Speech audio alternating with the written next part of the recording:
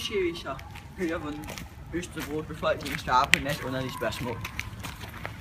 Ja.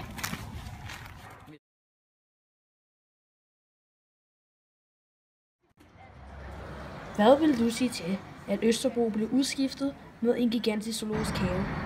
Nej, det vil jeg ikke synes ville være rart. Hvorfor ikke? Jamen, det ved jeg ikke. Det synes jeg...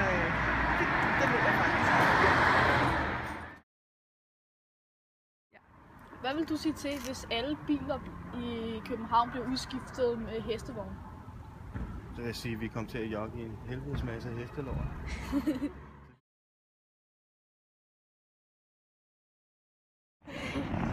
Hvad vil du gøre for at overleve, hvis den gigantiske kuppel kom ud om Østerbro?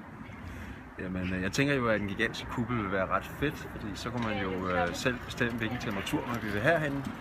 Og så jeg vil nok lægge temperaturen der omkring de 22-23 grader, og så nogle palmer og nogle huse, så man kunne gå ud og svømme. Og så et sted, hvor det måske var lidt varmere, og et sted lidt koldere, så temperaturen bare var helt fantastisk.